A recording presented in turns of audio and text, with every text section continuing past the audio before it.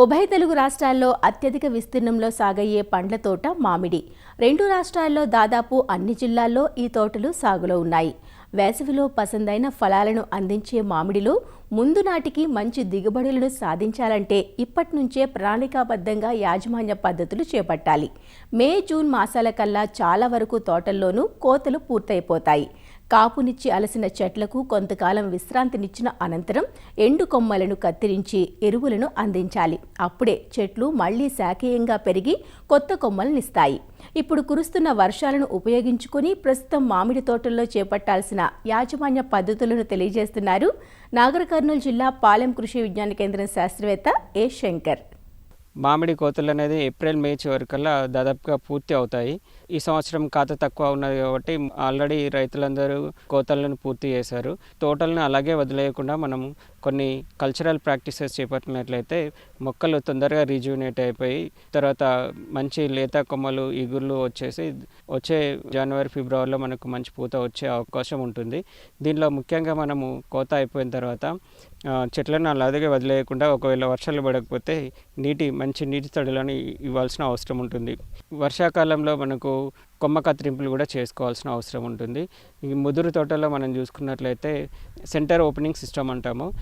అంటే సెంటర్లో స్ట్రైట్గా పెరిగేటువంటి ఒక కొమ్మను చూసుకొని మనం దాన్ని కొమ్మ మొదల దగ్గర కట్ చేసుకున్నట్లయితే మనకు చెట్టు యొక్క అంతరాలంలోకి బాగా సూర్యరశ్మి చేరి చెట్టు ఆరోగ్యం మెరుగుపడుతుంది. సో దీనికి ఈ సెంటర్ ఓపెనింగ్ సిస్టమ్ అనేది జూన్ జూలైలోనే చేపట్టుకోవాలి. అలాగే మనకు కెనపీ మేనేజ్మెంట్ అంటే ఇప్పుడు పెద్ద మామిడి చెట్లలో కొమ్మలు చాలా గుబురుగా ఉండకుండా మనకు కేవలం 70% కొమ్మలే ఉండి మిగతాదంతా ఓపెన్గా ఉండేటట్టు అవసరం లేని కొమ్మలను మనం దాదాపుగా కత్తిరించి వేసినట్లయితే మనకు చెట్టు యొక్క ఆరోగ్యం బాగా మెరుగుపడుతుంది. తర్వాత లేత తోటల్లో చూసుకున్నట్లయితే ఇప్పుడు మనకు కొమ్మ కత్తిరింపులకు అనువైన సమయం అన్నమాట. ఈ కొమ్మ కత్తిరింపుల్లో ముందుగా మనకు చెట్టు యొక్క ప్రథమ కాండం మీద ఒక 4 ద్వితీయ శాఖల నుంచి దాని నుంచి మళ్ళీ తృతీయ శాఖలు ఒక 4 వచ్చేలాగా ప్రతి కొమ్మకి ఉంచుకొని మిగతా అవసరం లేని కొమ్మలను మనం తీసివేయాలి. తర్వాత ఇప్పుడు 4-5 సంవత్సరాలతో వయసున్న చెట్లలో మనకు చెట్టు యొక్క కొన భాగాల నుంచి దాదాపుగా 3 కెనుపులు చివరికి కట్ చేసినట్లయితే దానికి కొత్త చిగుర్లు వచ్చేసి మనకు పూత అనేది ఎక్కువ రావడానికి అవకాశం ఉంటుంది. ఈ విధంగా మనకు అవసరమున్న ముదురు తోటల్లో కూడా మనం చేసుకోవాలి. వానాకాలంలో మనకు ప్రతి చెట్టుకి అంటే 10 సంవత్సరాల పైబడిన చెట్టుకి దాదాపుగా 1 కింటా పశువుల ఎరువుని ఈ చెట్టు పాదుల్లో మొత్తం ఈ పశువుల ఎరువును పరిచి మట్టి కప్పివేయాలి. దీంతోపాటు మనకు వర్షాకాలంలో మొత్తం సంవత్సరానికి అవసరమైన ఎరువుల మోతాదుల్లో 2/3 వంతు ఈ ఎరువులని వర్షాకాలంలో వేసుకోవాలి. దీంట్లో ముఖ్యంగా మనం చూసుకున్నట్లయితే యూరియా అయితే 1.2 కిలోలు, అలాగే సింగిల్ సూపర్ ఫాస్ఫేట్ అయితే 4.5 కిలోలు, మ్యూరేట్ ఆఫ్ పొటాష్ అయితే 1.2 కిలోలు డోస్ని మనము మొక్క పాదులలో వేసుకొని మట్టి కప్పి వేసినట్లయితే వర్షానికి ఈ ఎరువుల వినియోగం పెరిగి చెట్లు గుబురుగా పెరుగుతాయి. ఇంకా తర్వాత కోత అయిపోయిన తర్వాత మనకు చెట్లు నిర్జీవనంగా తయారవుతాయి. వీటిని తొందరగా మనము రిజ్యూనేట్ చేయడానికి ఈ ఫోలియార్ స్ప్రే చేసుకోవాల్సిన అవసరం ఉంటుంది.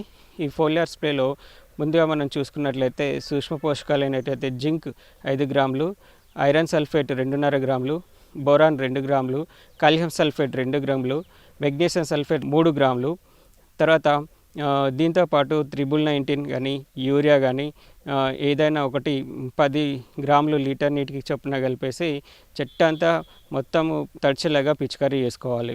తర్వాత మనకు ఈ చెట్ల కింద రాలినటువంటి పిందెలు, కాయలు ఎలాంటి వ్యర్థాలు లేకుండా అన్నీ ఒక దగ్గరికి చేర్చి కుప్పలుగా చేసి తగలబెట్టాలి. ఎందుకంటే పండుగ అనేది రాలిన పండ్ల మీద కాయల మీద బ్రూడింగ్ చేయకుండా మనం నివారించినట్లయితే మనకు ఈ పండుగ సంతతి అనేది నెక్స్ట్ సీజన్కి గణనీయంగా తగ్గించుకోవచ్చును. దీని తర్వాత మనం వేసవిలో తేలికపాటి దుక్కిని చేయాలి. కల్టివేటర్తో కానీ రోటావేటర్తో కానీ చెట్ల కింది వరకు కానీ దున్నినట్లయితే మనకు ఏదైనా పురుగులు కానీ కోశస్థ దశలో ఉన్నప్పుడు పైకి చేరి ఎండ వాతావరణానికి చనిపోతాయి. వర్షాకాలంలో తోటల్లో ఒక భూసారాన్ని పెంచుకోవడానికి పచ్చిరొట్టెలు లాంటి జనుములు కానీ జీలుగలు కానీ ఎకరానికి 10-20 కిలోల చొప్పున ఒత్తుగా చల్లేసుకొని పూత దశకు రాగానే రోటావేటర్తో భూమిలో దున్నాలి. ఇంకా మనము మామిడి తోటల్లో అంతర పంటలు సాగు చేయడం మీద దృష్టి పెట్టినట్లయితే మనం ఇన్కమ్ని డబుల్ చేసుకోవచ్చు. దీనికి మామిడి తోటల్లో అంతర పంటలు సాగు చేసుకోవడానికి అనుకూలమైనవి మన ప్రాంతానికి అనుగుణంగా పసుపు కానీ అల్లం కానీ మనం సెలెక్ట్ చేసుకొని సాగు చేసుకోవచ్చును.